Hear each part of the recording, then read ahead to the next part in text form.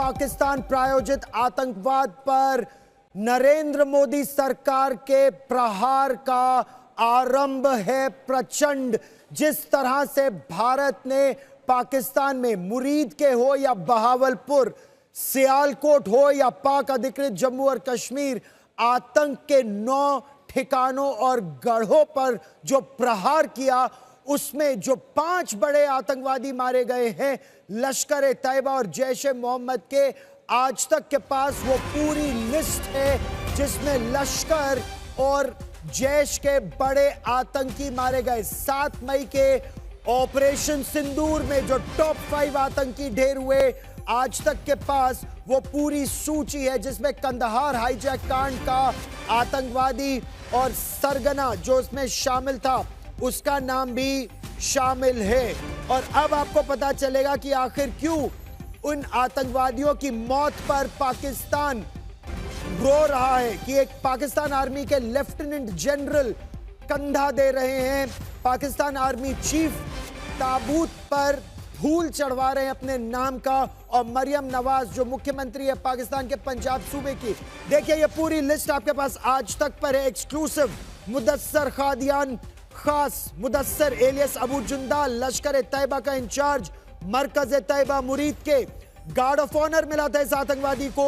हम वो तस्वीरें दिखाएंगे, पाकिस्तान की सेना ने कंधा दिया था इसकी अर्थी को, इसके ताबूत को।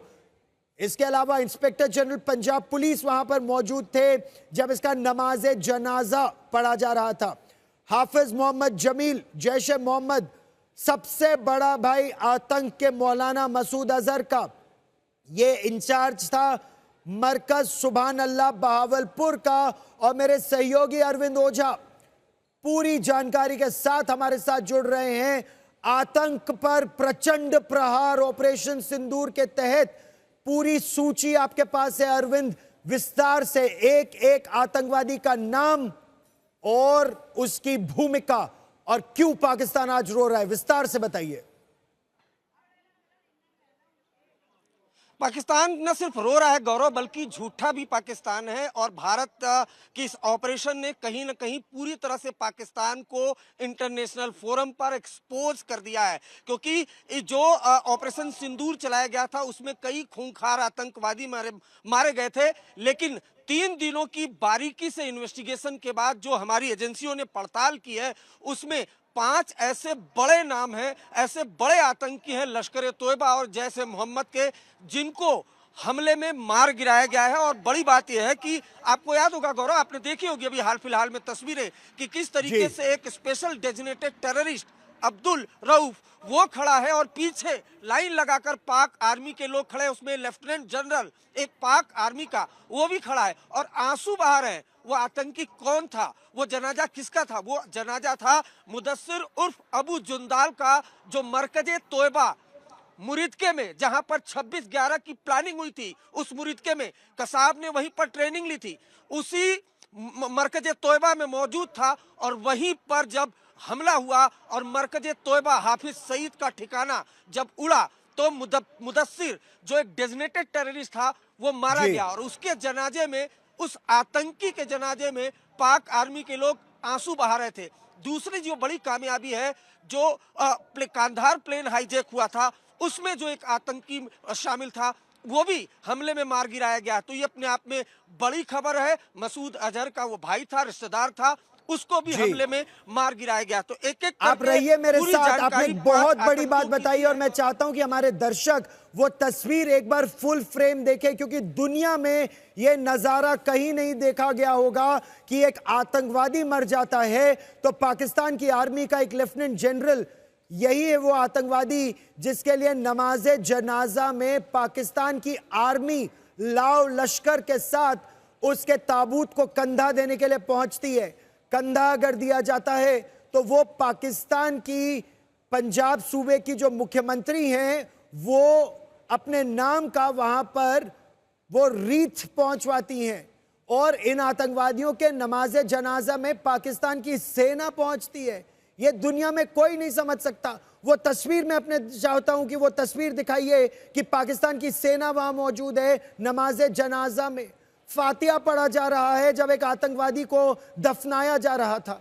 जैसे उनके किसी अपने को दफना दिया गया हो। लेकिन पाकिस्तान की सेना को अगर आप देखिए तो ये उनका अपना ही है जो मारा गया है।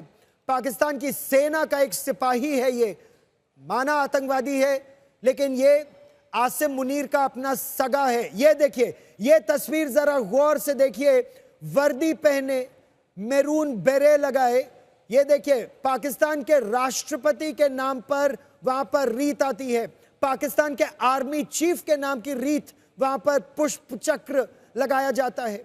और ये एक आतंकवादी वहां पर नमाज जनाजा को अगर पढ़ रहा है तो उसके पीछे लाइन में पाकिस्तान की पूरी सेना वहां पर खड़ी है। यह है आतंक का असली चेहरा। और इसके बाद अगर पाकिस्तान को फाइनेंशियल एक्शन टास्क फोर्स की ग्रे लिस्ट में नहीं डाला जाता तो ये कितना बड़ा अपराध दुनिया कर रही है।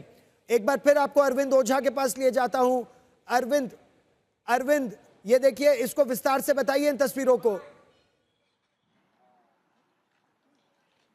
नहीं, बिल्कुल देखिए ना आप, ये देखिए ये किस तरह से रो रहे हैं। और जो आपको जो सफेद कुर्ते में दिख रहा होगा वो भी बड़ा आतंकवादी है। हमें जो इंडियन एजेंसीज के सोर्सेस ने बताया है वो स्पेशल डेजिग्नेटेड टेररिस्ट है। और उस स्पेशल डेजिग्नेटेड टेररिस्ट के पीछे कौन खड़ा है, सबूत है।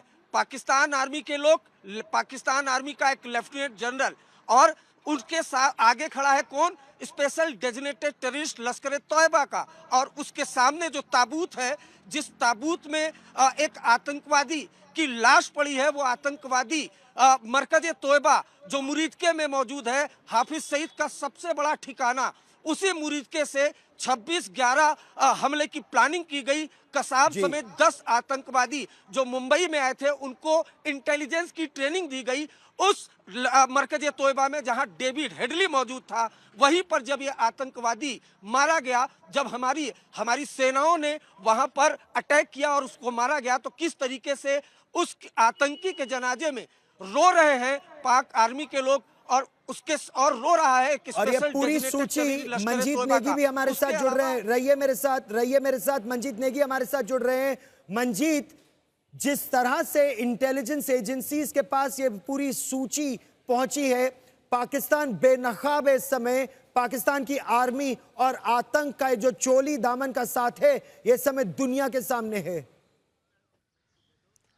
गौरव, ऑपरेशन सिंदूर के बाद पिछले 3-4 दिनों से इस बात को लेकर हम सबके बीच में चर्चा थी कि आखिर जो बड़े ऑपरेशन भारतीय सेना द्वारा किए गए मुरीदके में, बहावलपुर में, वहाँ पर बड़ा आतंकी जिसको लेकर टारगेट हमने किया था, चाहे हाफिज सईद की बात करें, मसूद अजहर की बात करें, या उनके नंबर 2 जैसे अबू जुंदाल की बात करें, और बाकी जो डेजिग्नेटेड हैं, तो ये अब जिस तरह से एजेंसियों ने पिछले 3-4 दिनों की मेहनत के बाद ये पूरी ऑथेंटिक लिस्ट उनकी पूरी डिटेल डोजियर के साथ सरकार को दी है और अब ये मीडिया के सामने आई है। सबसे ख़ास बात कि ये कोई पहलगाम का ही बदला नहीं है, बल्कि आप देखें IC-814 से लेकर 26/11 आतंकी हमले से लेकर अब तक भारत में जितने बड़े आतंकी हमले हुए उसमें कहीं ना कहीं लश्कर और जैश के बड़े इन आतंकियों का हाथ रहा है। और यही वो जैश के आतंकी हैं जिनको हमें छोड़ना पड़ा IC-814 के एवज में। तो ये आप पूरे संदर्भ में देखें तो ये बहुत बड़ा अचीवमेंट है एजेंसियों के लिए, हमारे सेनाओं के लिए, जिन्होंने इस कार्रवाई को अंजाम दिया। और अब आने वाले दिनों में भारत के लिए एक बड़ा सबूत के तौर पर ये अंतर्राष्ट्रीय मंच पर भी है।